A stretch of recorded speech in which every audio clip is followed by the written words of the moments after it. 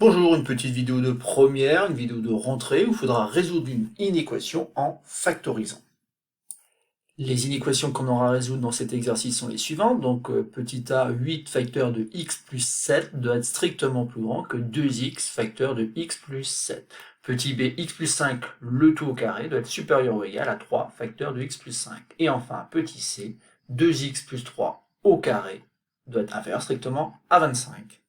Pour résoudre ces inéquations, vous aurez donc besoin de factoriser, donc à vous de voir un petit peu quelles sont les étapes qui vont vous amener à une factorisation, afin de trouver donc l'ensemble de solutions à l'aide d'un tableau de signes. Passons à la correction de cet exercice. Donc première inéquation qu'il faut donc ici résoudre. Donc c'est 8 facteur de x plus 7 supérieur strictement à 2x facteur de x plus 7. Encore une fois, il va falloir passer par une factorisation. C'est pour cela donc on va faire disparaître quelque part le membre de droite en l'enlevant à gauche et à droite. Et donc je peux dire que cette inéquation est équivalente à l'inéquation 8 facteur de x plus 7 moins 2x facteur de x plus 7 strictement plus grand que 0. Alors ça c'est important puisque ça va nous permettre d'utiliser donc un tableau de signes. Alors bien sûr ici je fais apparaître finalement un facteur commun qui est x plus 7. Ça veut dire qu'on peut factoriser donc par cette quantité, donc cette inéquation peut se réécrire donc x plus 7 facteur, je rouvrirai donc des crochets, de 8 moins 2x. Et tout ça, bien sûr, est strictement plus grand que 0. Donc ici, encore une fois, il faut reconnaître donc le facteur commun x plus 7 qui est multiplié par 8, c'est pour ça que je rentre 8 ici à l'intérieur des crochets, moins, moins x plus 7 facteur de 2x. Donc ça fait moins 2x entre crochets ici. D'ailleurs, ces crochets ne servent pas à grand chose, on peut aussitôt les remplacer par des parenthèses. Et donc maintenant, on va pouvoir utiliser ce qu'on a appris en classe de seconde, où on apprend justement donc à déterminer le signe d'une expression factorisée. Et comment? Tout simplement en utilisant un tableau de signes. Donc je rappelle que ce tableau de signes a cette tailleur-là, dans lequel d'ailleurs on va rentrer maintenant le premier facteur qui est x plus 7, suivi du deuxième facteur qui est 8 moins 2x, suivi par le produit de ces deux expressions. Donc 7x plus 7 facteur de 8 moins 2x. Ensuite, même si ici c'est quand même très simple, on va déterminer pour quelle valeur de x plus 7 s'annule, et bien ça s'annule tout simplement lorsque x est égal à moins 7. Donc ça veut dire que là déjà on a une première valeur particulière qui est le nombre moins 7.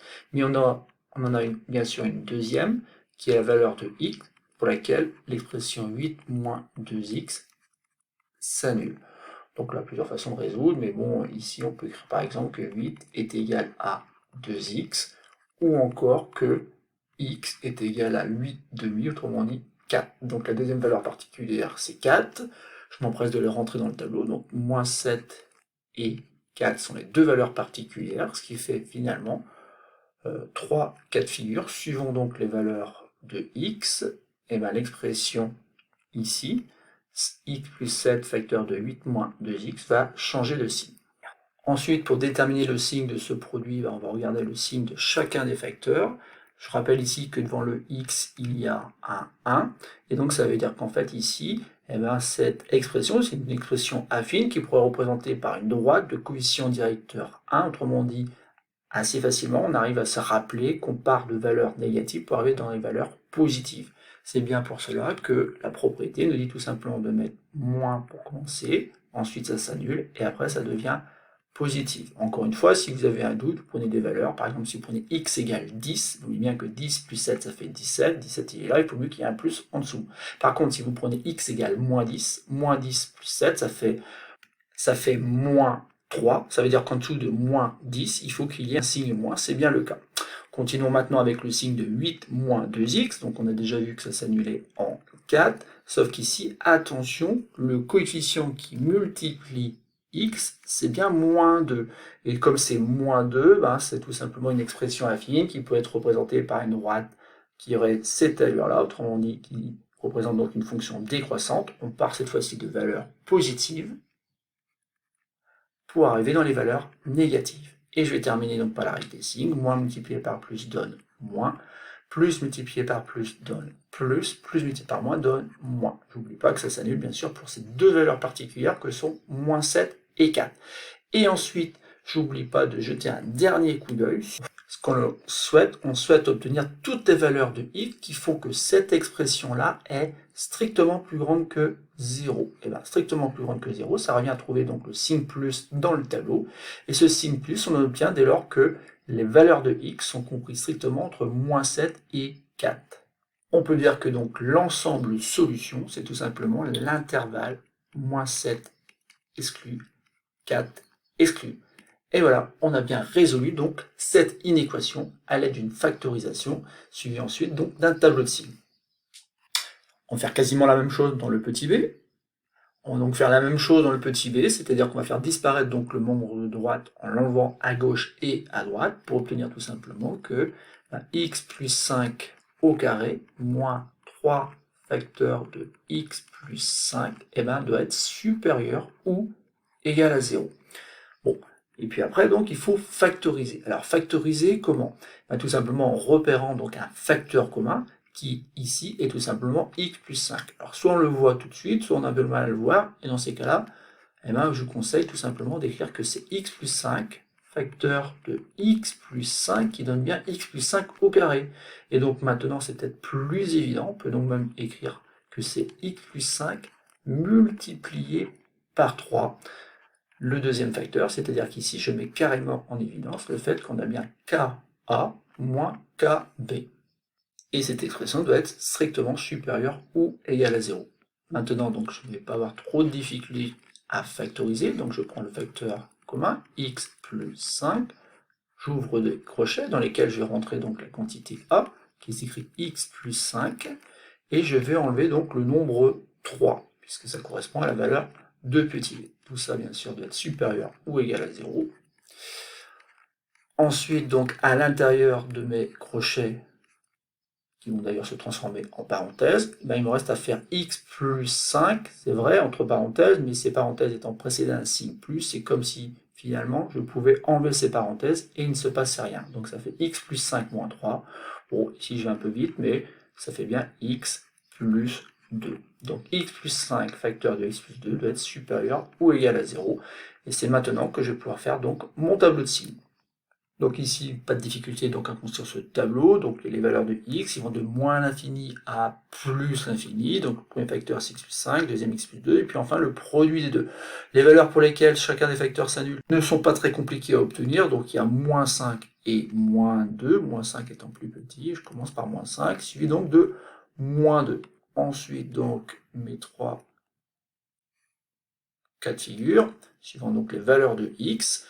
Donc ici, ça rejoint un petit peu ce qu'on a vu tout à l'heure, c'est-à-dire que certes ça s'annule en moins 5, mais surtout devant le x il y a un 1, c'est-à-dire qu'on va partir de valeurs négatives pour arriver chez les positives. Même chose pour x plus 2, 1 multiplié par x plus 2, donc là aussi on passe de valeurs négatives vers des valeurs positives, sauf que ça s'annule cette fois-ci en moins 2, donc ça fait moins, moins, plus, produit des deux, règle des signes, moins par moins donne plus multiplié par moins donne moins, plus multiplié par plus donne plus. Je rappelle que ça s'annule en moins 5 et moins 2, et maintenant je regarde ce que je souhaite. Je souhaite en fait avoir des valeurs de x qui font que l'expression soit supérieure ou égale à 0. C'est-à-dire qu'il faut aller chercher des signes plus dans le tableau. Donc les valeurs qui donnent un signe plus sont les valeurs qui sont comprises entre moins l'infini et moins 5, mais aussi celles qui sont comprises entre moins 2 et plus infini, puisqu'on a aussi un signe plus ici. C'est-à-dire que notre ensemble solution va s'écrire sous la forme de l'union de deux intervalles. Donc le premier intervalle, c'est moins l'infini, moins 5. Et ici, d'ailleurs, il faut se poser la question, faut-il prendre moins 5? Oui, on peut prendre moins 5, puisqu'en fait, on souhaite avoir une expression qui soit supérieure ou égale à 0. Donc, je vais prendre donc le nombre moins 5. Union, donc, l'intervalle moins 2, que je prends aussi pour la même raison, plus l'infini. Voilà, c'est terminé pour le petit b. On a résolu cette inéquation, encore une fois en factorisant et en utilisant donc un tableau de signes. On peut donc passer maintenant à la dernière inéquation. Donc ici, encore une fois, il va falloir sûrement se ramener à un membre de droite qui soit égal à 0. C'est pour ça qu'ici, dans un premier temps, on va enlever 25 de chaque côté, pour obtenir donc 2x plus 3 au carré, moins 25 qui doit être inférieur strictement à 0. Le thème de cette vidéo, ce sont donc les factorisations qui permettent de résoudre ici des inéquations. Donc il va falloir essayer de trouver un moyen de factoriser. Il est clair qu'il n'y a pas de facteur commun cette fois-ci. Mais par contre, on peut remarquer qu'on a quelque chose de la forme a au carré moins b au carré. Et si on a quelque chose de la forme a au carré moins b au carré, eh bien ça veut dire tout simplement qu'on peut utiliser une identité remarquable qui dit que cette expression est égale au produit de a plus b, facteur de a moins b. C'est donc ce qu'on va utiliser ici afin d'obtenir une factorisation.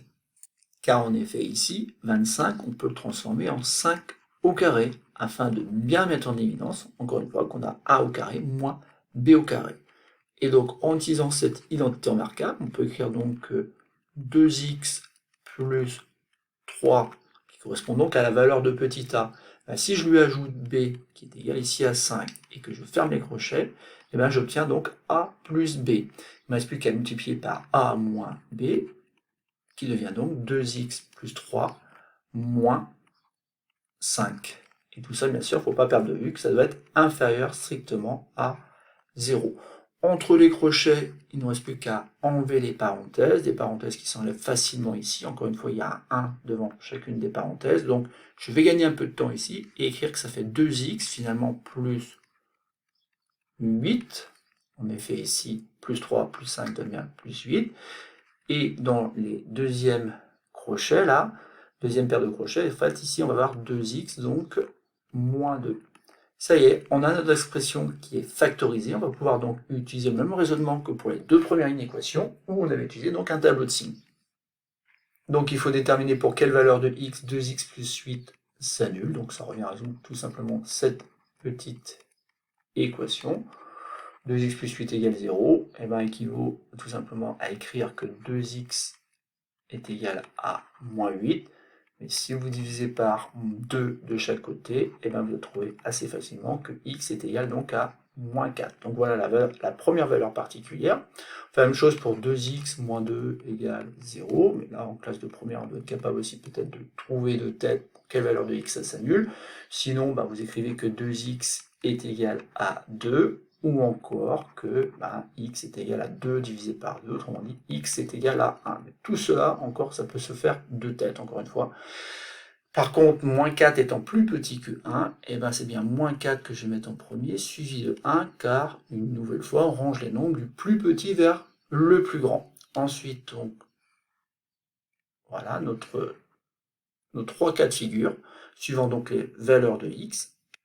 2x plus 8 s'annule en moins 4, 2x moins 2 s'annule en 1, et donc on va rentrer les signes. Alors ici, encore une fois, 2 est un nombre positif, donc du coup, ici, on va passer de valeurs négatives aux valeurs positives, donc je commence par mettre un signe moins, ça s'annule, et après je mets que des signes plus.